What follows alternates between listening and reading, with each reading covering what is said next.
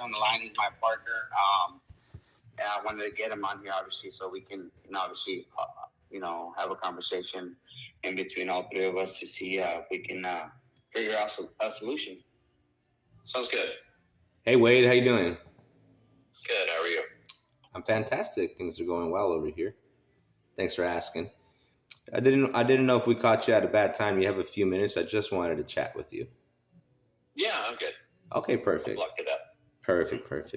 So I understand that you and Ben are working. Ben and I are associates. We work a few different properties. We actually just purchased one. It's in escrow right now off of Syracuse Street right there in San Antonio. Not sure if you know where it's at.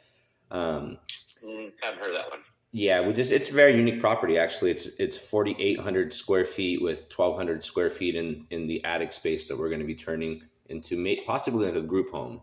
That's what we look to do. We like to we normally do like fix and flips, or we purchase properties to either rent them out to some type of government based personnel or group home, assisted living, things like that.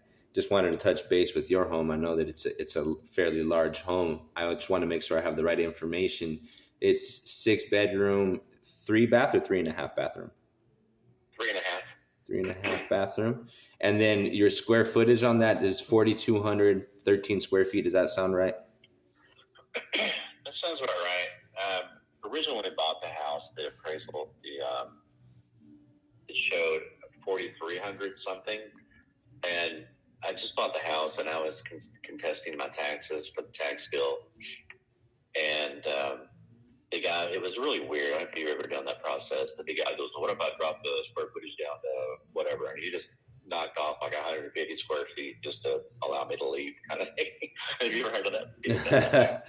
No, but thing. So yeah, it's somewhere between 42 and change or 43 and change, something like that. I don't know. Yeah. Okay, perfect. Yeah, because I was looking and I had seen a few different ones, and I just wanted to clarify that to make sure I have the right information. Okay. Right. So let me ask you, what's got you interested in selling this home? It looks pretty nice. It looks like, move-in ready type of thing. It doesn't look like it needs a lot of work. Right, and it really doesn't. We maintain the house very well. We've lived in the house for now over 14 years and done a lot to it. The reason why we're selling is because we have 3 adult children now. Okay. And so everyone's outgrown and everyone's moved out. And so, and we also, my wife and I built a second home in Park City, Utah. Okay. And we actually we have the second final inspection today to get our certificate of occupancy so we can start to move into that house. How exciting. But yeah, it's a second home.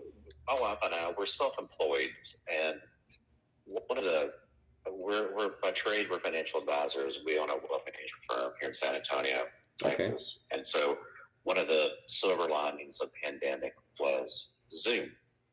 So now we found that this house we started to build up there, we found we can be there even more so now than what we thought originally because of Zoom, conference call, that kind of stuff. So the idea is we're commuting back and forth between San Antonio and Park City. And we plan on being at Park City as much as possible versus in San Antonio. So the idea is spending 3/4 of our time there, about a quarter here in San Antonio. And so literally I just signed the process to get a 2-bedroom apartment in San Antonio near our office to move into the apartment here. And so we just went under contract. This is why I reached out to Ben. We knew we were doing all this, but one of the key drivers of the house was currently my adult son and my 5-year-old granddaughter live with us currently. Okay. But we just we're buying them a starter home type property in Utah also to be there near us. And cool. we just went under contract this morning. And so we're doing a 21-day close, cash purchase, and so they'll be gone by the end of the month. You got a lot going on. That sounds exciting for you and the family. So basically, I don't want to keep a 6-bedroom house with pool and hot tub to maintain when I'm only there 3 or 4 months out of the year collectively. Right. I get you. It's just, you know what I mean? It's just, it served its purpose, and now it's time for someone else to enjoy it, you know? Right. So my understanding is your children now are gone. One of them stays there with your granddaughter. You guys, you have your business office out here. You're getting an apartment. You want to be able to sell this so you can downsize the home over here, and then you can go back and forth from Utah to over here, correct? Right. I don't want to maintain 2 large homes. Yeah, I totally get you now. Yeah. Yeah. Yeah, it sounds like there's a lot going on with you, and it sounds very exciting. Congratulations on everything that's going on with you and the family, first off. Yeah, next phases, you know? There you go. So that next chapter is starting for you. That's so awesome. Yeah, we're working. We just signed. Ben and I just signed paperwork on an Airbnb in Yucca Valley. We do this nationwide as well since pandemic and Zoom, right? Zoom conferences. We're able to purchase basically nationwide. So we're locking one up. We just did a verbal agreement. I'm waiting for the email confirmation to draft one in Jacksonville, Florida. Did the Airbnb 2 days ago, one in Syracuse, San Antonio a week ago. So we're getting the ball rolling ourselves. You know, we left the car business. We both used to work for Ford, and now we're working together in real estate and investing. So we're just enjoying ourselves right now, and we're looking for more projects. Yeah, with your property, here's the thing. As an investor, we look to make money a couple ways, right? Our preferable way, which is preferable for the homeowner, is to give a cash offer so they can get cashed out and move on to the next chapter of their life. And we do our thing as well. My understanding is you want to be at a number above the 700s or 730 or 750, or what, does that sound about right? Yeah, we were looking at, if we were doing this type of process, we were looking at a number of 750 was the number we were looking at. Okay. Yeah, most of the comps, most of the sales, and when you look at the comps in our area, the average sell price has been about $183 a square foot. Our house has a lot of extras that these don't have. Like, it's hard to find a 6-bedroom. You can walk to the elementary school next door, and we have the pool and the hot tub, and we're in a cul-de-sac with one of the largest lots in the neighborhood too. Yeah, you do have a fairly large lot. I like it. It's very nice. It's kind of like the property I'm working right now in Syracuse. Very, very large homes, a little bit out of the ordinary for the neighborhood. And so I'm actually working with a realtor named Kim from JB Goodwin Realtor, and she's helping me out comp the property since I don't really have the access. I'm not a realtor myself. I can only see certain homes that sold, but I'm trying to look at a market analysis in the area. But I wanted to get to this, right? So you want 750. I come back to find out that's, closer to market price, which is fine. If I'm not able to come up to that price, am I okay telling you that we might not be a fit for you? Yeah, that's fine. Because, really, this is what I was looking at. In our area, houses don't come up for sale very often. And when they do, they're sold right away. And so it's a very desired area. Mm-hmm. And so we constantly get emails, letters, phone calls, texts about the house. People wanting, asking if we're interested in selling. I don't know where the lists come from or how we went up on those lists, but we get that a lot. When pandemic was more of a thing, the last year-ish, there was one person that I just said, you know what, let's just see what they have to say. It was one realtor here in town. And so we agreed to show our house to someone that she was looking for a property for that had a specific amount of space needed. And we did that, and they almost wanted to buy it. We're like, oh, crap, what are we going to do? We weren't really planning this. We were just kind of curious. And then we showed it, let the same lady show it again a second time. And that person, we were the second choice. Well, they liked the house for themselves the best, but they were needed a second bedroom on the main level with a second bathroom for a mother who would be there a lot. Mm-hmm. And so it kind of didn't work out because the time it wasn't right for us. We were just kind of getting an idea of what that would look like. But she is one that she's stayed in touch. She'll send the market updates, that kind of stuff. So if it didn't work out with you guys, she was going to be my next phone call if I decided to actually list the house. Right, I hear you. Okay, Yeah. so let's say you were to get the number you're looking for. What type of time frame do you need to comfortably move all the things out of your house and whatnot? Well, the apartment I just did that application and reservation for this morning, it's available July 15th. Okay. And my son and granddaughter will move out anytime before that. So, I mean, I would think at a minimum like 45 days, 45 to 60 days. Okay. Yeah, but I make the kind of accommodations, I could figure that out, but it require me storing stuff and being in a hotel for a couple of weeks before I move into the apartment over there. But, Yeah, and it's totally fine. I just want to make sure you have the right time if we happen to come to an agreement. I'm working a deal right now in Jacksonville with this lady named Patricia, and she needs 60 days. And so what we did is we did a 30-day close, so she gets funded her money, and then we gave her a 30-day extension to take all the time she needs to move out. So it's nothing new. Gotcha. Okay. Okay, so let's say you sell this property, right? You move on. Is there certain plans with the money that you're going to do with? Or do you have any is the money going to sit in the bank, or do you have any options? Are you reinvesting that into real estate? What I'm doing is, well, we manage money, right? Mm-hmm. We do a lot of and so we would just put it into one of our managed accounts and then leverage it in a line of credit, like somewhere between 2% and 3%, and then buy another property. What we're looking at doing up in Park City is buying a little ski in, ski out for the VRBO or Airbnb, kind of thing. Okay. But that's our plan, is to acquire a little bit of property like that and just leverage on our assets, kind of thing. We might be able to help you out in that area too. Is the reason why I wanted that I asked that question. Is we also work with homeowners, and we try to see if we can work even after the purchase. Hey, what are you gonna do with that money? Are you looking to invest it? We can probably find you that house. Off market things that you're looking for, help you out with the Airbnb, since we're getting into it as well.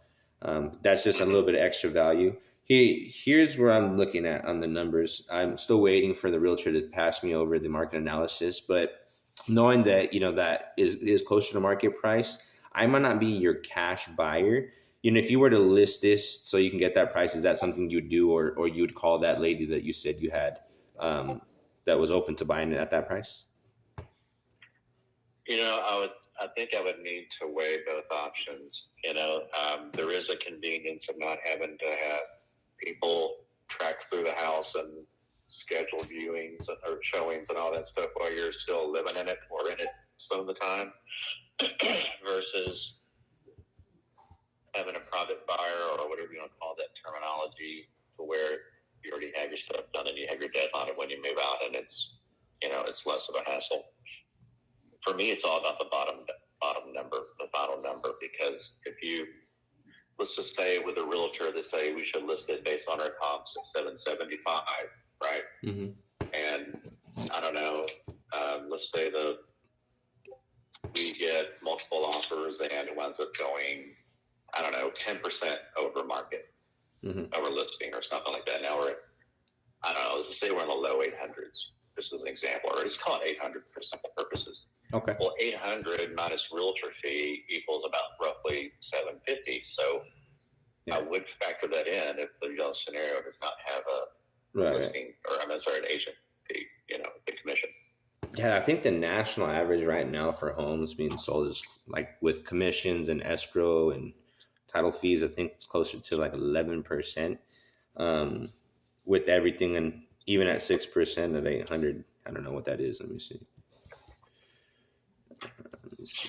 Well, I know you got the commissions, but beyond that, I would think everything else would be about the same, wouldn't it? 48 grand. Yeah, so it'd be like 50 grand to just the commissions, and then closing costs, escrow fees makes like another 4 to 6%, depending on which title and escrow that you use. But the reason why I'm saying that is, you're already aware. You're a numbers guy. You did the math. 800, and let's say you take 10, 11%, 70, 80 grand taken off. And the reason why I bring it up to you is, like how I said, I might not be your cash buyer. I know that I won't be able to at that 750 price. I normally like to help out the homeowner and let them know, hey, for you to make the most out of it, you would most likely just rather list it in today's market where you can get the most. Let's just say that you wanted to net a little bit more than that 720 or whatever that real number is going to be. If it doesn't sell for 800 and it does sell for 770, and then you take away that anywhere from 8 to 11%. And if you're not, comfortable taking home whatever that net is into your pocket, I normally ask the homeowner if you had the means to just renovate, or not even renovate it, fix it up or touch it up so then you can rent it out. Is that something that you'd be willing to do? Is, maybe be a landlord on that? I don't want to be a landlord that 1,300 miles away. You know what I mean? Mm-hmm. I'm going to be here in an apartment periodically. I don't want to be a landlord. I want to be where I'm primarily residing. So that's why I was looking at the ski and scout stuff in Park City versus renting this house out. I just want to keep it on the books. No, I hear you. And the reason I bring it up is I know that in the past you've worked terms before seller finance, and it is a way that my partner Ben, and we also have a partner named Pace Morby. He's also our mentor. You probably heard of him. He's on A&E, Triple Digit Flips, and comes out on a lot of real estate seminars. And beautiful thing is Ben and I get to actually talk and work with him hand on hand. We were with him 2 weeks ago in Arizona. But we do this quite often. We purchase properties on terms from homeowners. It is a way that I can pay you more than I can pay you cash. It's a way maybe more than I can pay you after you list it and sell it with the realtor minus all the fees. And if it is something that you're open to, we can discuss more on that, maybe give you some information, how it works with us. And I just wanted to see if that's something you're open to. Is what you're explaining, you're saying it's an owner finance? Yeah, so I'm understanding you have a mortgage, correct? Yeah. So there's a couple ways to do this, right? There's subject to existing mortgage, which is, let's say you had a mortgage, I come in, take over the mortgage with payment, but this is a little bit of both subject and seller finance. It's called a hybrid. You have equity in the deal plus a mortgage. How this works for someone like us is we look at what your mortgage balance is or any other debts or arrears. We see how much your monthly payment to the principal, interest, taxes, and insurance is. And then we figure out what the difference is in equity that we owe you. And we come to an agreement on payment on top of the mortgage payment. And we see how we can cash flow in every single month.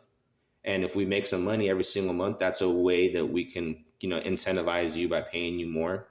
And the reason why is down the road, obviously, pay down the principal. We're making some money while we're renting it out to tenants, whatever we're doing. If we're bringing it in for, we like to do like short-term rentals as well for traveling nurses and doctors and whatnot. But that's kind of how it would work. It's first off, it's something if you're open to it, right? That's the first thing. First decision is, yeah, you know what? I'm open to doing this. And a couple benefits out of it, right, is you get the number you're looking for. You might not get it all cash up front, but the great thing is you do get that number you're looking for. I'm not sure. I know that you had already goals with the capital gains. This is a way to also avoid those capital gains. And if I'm making incremental payments to you, then you're getting taxed on those incremental payments instead of the long term. And the good thing about it, if you were ever open to being like a landlord and the home was closer to you, that might have been more exciting for you. But since this one isn't, it's another way for you not to be a landlord, but more like be the bank to us, right? We'd be a lender. It's easier position for you because 1,400 miles away, you don't want to travel to. Well, you don't have to because we would be in charge of the property improvements if anything happened and the tenants in place. But you would get a monthly check like if you were a landlord, but you're upgraded to a lender position. Well, first of all, the capital gain part is not a concern because the way capital gain rules are, it's up to $250,000 per owner. So if it's under my wife and I, that's $500,000 we could absorb before we have to pay any capital gains tax. Plus, if you roll it over into another property, that negates that. So, I'm not worried about it. There wouldn't be a capital gains in this scenario, any of the scenarios. You know what? I just learned about that on the Syracuse deal. I just totally forgot about that. That it's $250 per home. Yeah, spouse and in the parties involved. That's correct. Yeah, and that's assuming you don't roll it into another property or another purchase. But then, apart from that, I really prefer just to get it off the books and just sell it outright. That's really the only interest I have. Okay. And is that 750 number, is there a number, let's say if I came back at a number, under 700, would you just tell me to kick rocks and not, call you back and work with you? Or, I know that you want that number. I want to wait for my realtor to send me over the market analysis. And, if I'm able to see that there is some profit in there for me to make as an investor, I'd be open to it. But if the price doesn't work for me at 750 and I came out under 700, is that something that I can do, or do you not want me to call you back? I haven't had the conversation yet with the realtor. I was going to do that after we talked today, to get a feel for where she thinks the listing price would be. I mean, it's one thing for me as the owner to have the thought, but then sometimes you got that emotion into it versus the financial side of it, of how you're thinking. So I don't really know all the most recent comps. The ones I saw was previous month, but I mean, I would have to factor that in to see what I think the purchase price would really be, and then work the numbers backwards from there to see if there is anything below that or not. Does that make sense? Yeah, it makes sense. And you as a numbers guy, I totally understand it. We're numbers people too. And it's, just being transparent, run the numbers. And if I find out that I can pay that, I don't mind. But if I can't, then I won't. And I'll let you know as well.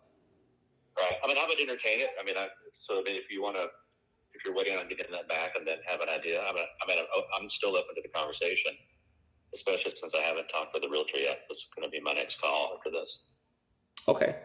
Yeah, because that's what I'm going to do. I'm going to wait for this market analysis to come back so I can get some good market feedback and run some numbers with Ben and my partner. And then we'll see if we can make this happen. I'd like to work with you, but at the same time, I know that you as a homeowner, you're looking to get what you want for it.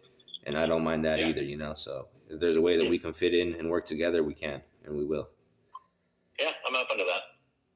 Okay, well, Wade, I appreciate your time. I'm going to go ahead and just wait a little bit and see if I get that email come in. And once it does, we'll either give you a call back. It could be sometime later today or tomorrow. Yeah, that's fine. Thank you so much, Wade. All right, thank you. All right, Wade. Thank you.